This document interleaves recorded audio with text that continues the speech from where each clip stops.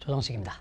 6월 평가원을 앞두고 이제 여기서 어떤 부분에 주목해야 될지를 제가 좀 알려드리려고 캐스트를 찍는 거예요. 말 그대로 6월 평가원에 주목해야 될 것들 관련한 얘기들을 좀 한번 해볼게요.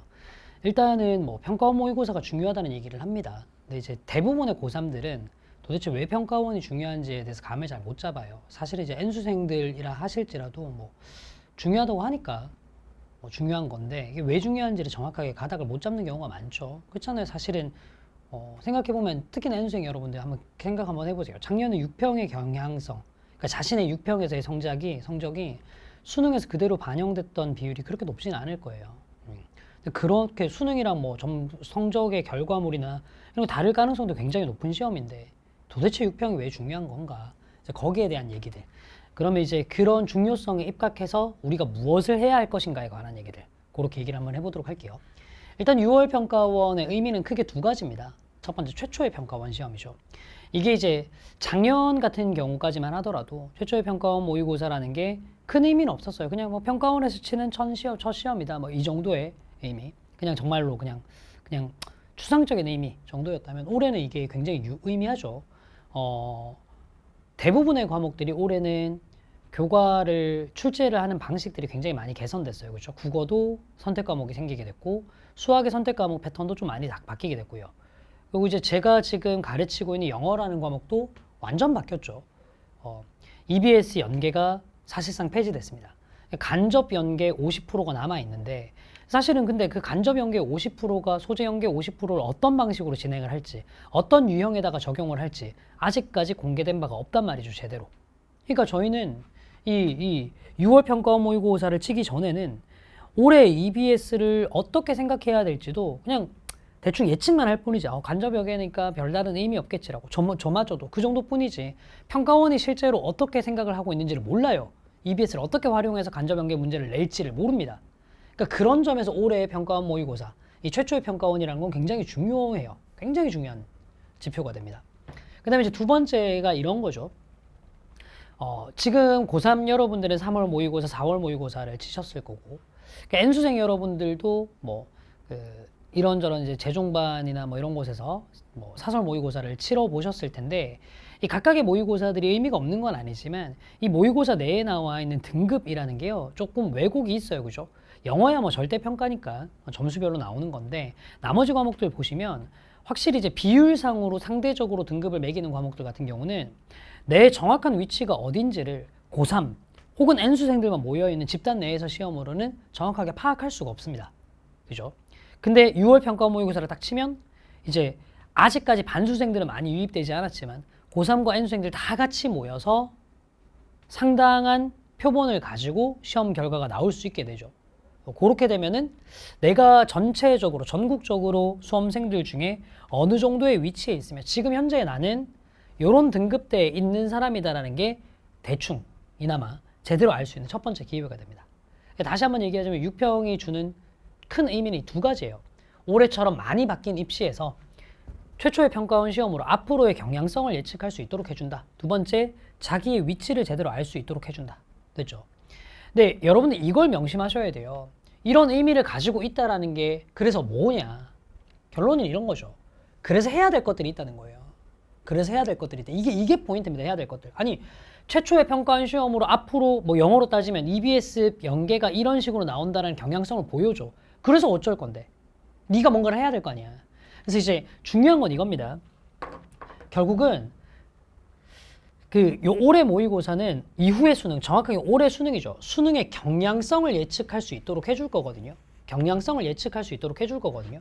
그러니까 평가원 모의고사는 이런 게 중요해요. 시험장 가서 시험 잘 치면 좋겠죠. 원래 시험이라는 건요, 잘 치면 좋아요.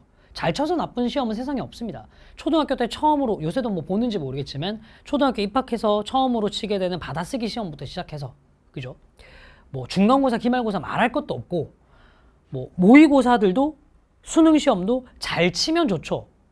잘 칠 필요가 아예 없는 시험이라는 세상에 존재하지 않습니다. 근데 6평은 9평은 잘 치면 좋겠지만 잘 치고 못 치고 이상으로 중요한 게 있습니다. 뭐냐면 그해 6월 평가원 모의고사를 제대로 분석해서 가야 돼요. 굉장히 많은 수의 학생들이 수능을 대비할 때 제일 중요한 공부가 뭐냐라고 물어보면 과목 불문 전부 다 기출학습이라고 얘기를 해요. 이거는 진짜로 웬만한 수험생들 다 동의합니다.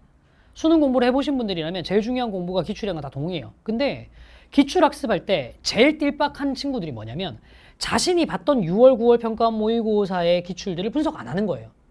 아니, 여러분들이 보는 6월, 9월 평가원 모의고사가 여러분들이 봐야 할 2022학년도 수능의 경향성을 보여주는 겁니다. 그럼 그해 6월, 9월 제대로 분석하셔야 할 거 아닙니까? 근데 이상하게 이전 연도까지의 기출들은 미친 듯이 보면서, 심지어 이제 막 영어 같은 경우 보면 경향성이 바뀌기 전에 상대평가 거까지도 막 기출들 다 찾아서 푸는 학생들도 있는데 정작 자신이 봤던 해 6월, 9월은 제대로 분석하진 않는 거예요. 다시 한번 얘기합니다. 6월 평가원 모의고사는요, 평가원의 경향성을 보여주는 시험이에요. 그러면 시험 치고 난 다음에 잘 치든 못 치든 제대로 분석하는 작업이 필요해요.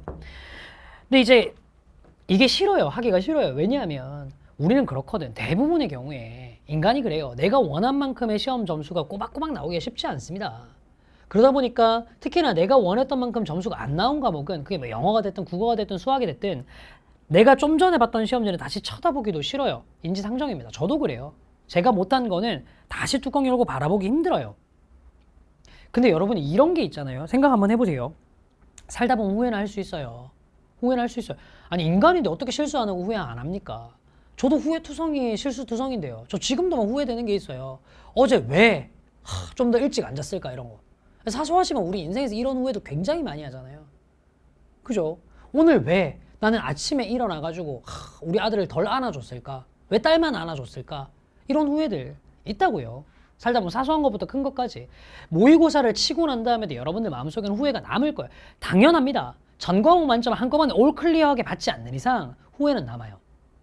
근데 중요한 건 이거죠. 후회는 할 수 있어요. 근데 그 후회를 반복하면 안 되죠. 제가 지금까지 살아와 보니까 그런 것 같아요. 같은 후회를 다시 반복하는 사람, 그리고 한 번 후회를 하더라도 이 후회를 바탕으로 다음에 똑같은 종류의 후회는 안 해야지라고 하는 사람, 두 사람 있으면요, 무조건 후자가 압도적으로 성공합니다. 6평 못 칠 수 있어요. 잘 칠 수도 있을 거고요. 근데 그게 중요한 게 아니라 제대로 분석해서 6평에서 네가 했던 어떤 실수라든가 6평을 대비할 때 네가 범했던 오류를 다시 안 범해서 9평에서는 조금 더 나아지고 9평에서도 거기서 네가 잘못했던 뭐 오류들을 좀 판단을 해서 수능 때까지는 또 수능에서는 그 후회를 남기지 않도록 준비하는 것. 이게 평가원 모의고사 제대로 되는 의미죠. 그래서 뭘 하셔야 되냐면, 자, 경향성을 예측하고 분석하기 위해서 당연히 이제 뭐 6월 평가원 모의고사를 친 당일날 저희 메가스터디에 저를 비롯한 선생님들이, 그래도 저희 메가스터디라는 사이트에서 강의를 하고 있는 선생님들이면 다 수능 전문가들 아니겠습니까? 라이브로 하는 평가원 모의고사에 대한 해설과 분석을 꼼꼼하게 보는 것도 굉장히 큰 도움이 됩니다. 근데 그 전에 여러분들이 하셔야 될 거 있어요. 뭐냐면 시험을 친 당일날, 됐죠? 자신의 시험지에 사고 과정을 다시 한번 기록해 보는 겁니다. 이게 굉장히 중요한 작업이에요. 과목마다 선생님들의 판단이 좀 다르겠지만 영어라는 어학 과목은 이래요. 자, 보통 어떤 식으로 문제를 많이 푸냐면, 풀고 나면요, 내가 문제를 풀었던 기억들이 사라져요. 시간이 지나면. 그리고 남아있는 건 거기에 답 체크밖에 없습니다. 수학이랑은 다르다고. 수학은 문제를 풀었던 흔적이 무조건 시험지에 남아있게 되잖아요. 계산 과정에 있으니까. 영어는 그게 없단 말이죠. 그래서 나중에 이제 어떤 일들이 벌어지냐면, 예를 들어서 이런 겁니다. 뭐 어떤 빈칸 문제에서 실제로 문제를 풀 때 정말 주목해야 될 지점이 여기였어. 여기에 주목을 해야 정답이 3번이 나오는 건데 너는 엉뚱한 데 주목했는데 그냥 운 좋게 정답이 3번이 얻어 걸려져서 풀다 보면 그럴 때 있잖아요. 해석은 엉뚱하게 했는데 이상하게 답이 맞는 경우 있잖아요. 근데 그거를 한 하루 이틀, 시험 치고 난 다음에 하루 이틀 혹은 뭐 한 일주일 정도 지나고 난 다음에 해설 강의를 듣잖아요. 어떤 느낌이 딱 드냐면, 정답을 맞췄으면 그냥 너도 원래 그렇게 생각해서 문제 풀었겠거냐고 넘어가기 십상이에요. 이게 무슨 말인지 이해 가시죠?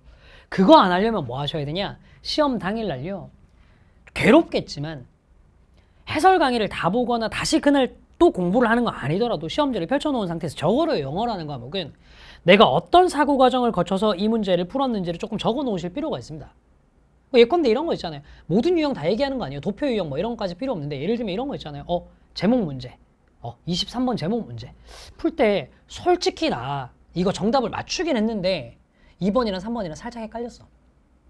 근데 그래도 2번 정답을 체크할 수 있었던 건 이런 것 때문이어서. 이런 간단한 메모들 있잖아요. 이건 시험 친 당일날만 기억납니다. 이건 여러분들의 과오를 분석하기 위해서 필수적인 작업입니다. 평가원의 경향성에 대한 분석은 저한테 맡기세요. 나름대로 제가 분석 전문가입니다. 근데 여러분 자신이 저질렀던 과오에 대한 분석은 스스로 하셔야 돼요. 그래서 6편의 제일 중요한 작업은 첫 번째 이겁니다.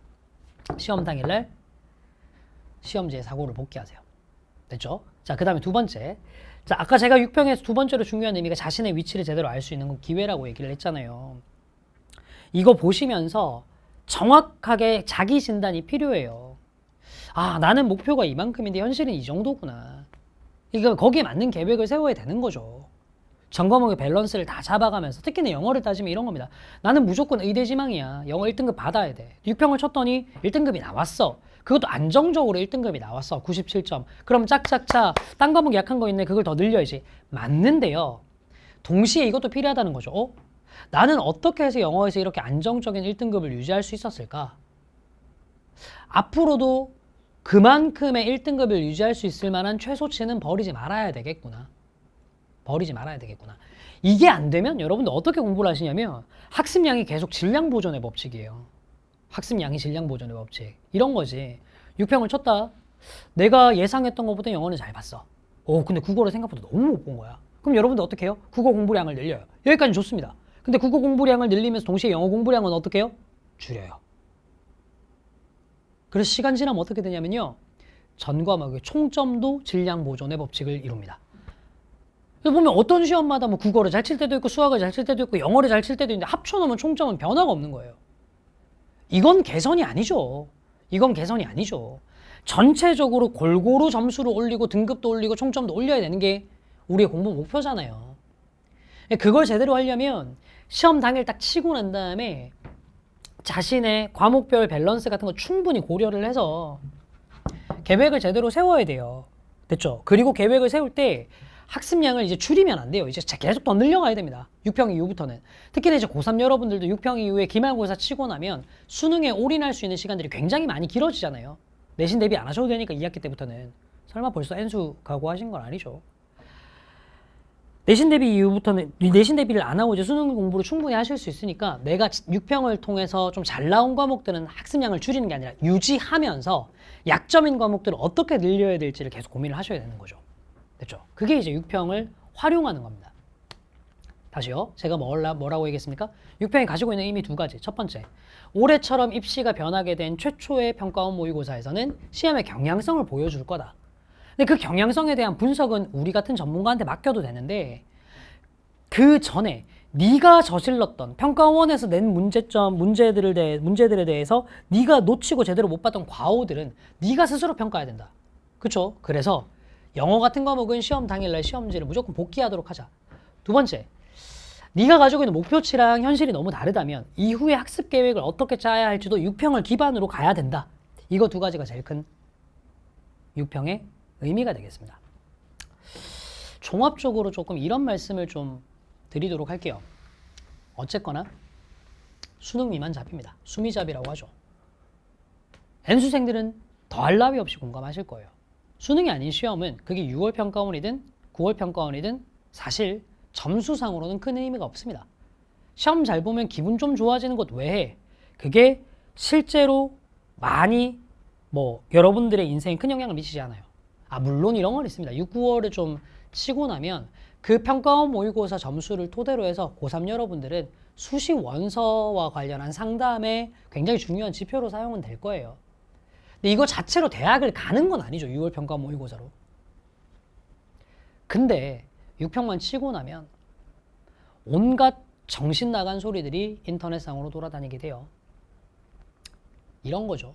6평 치고 나면 막 수험생 커뮤니티에서 이런저런 얘기들을 하다가 서로가 서로를 허술하고 막 비판을 합니다.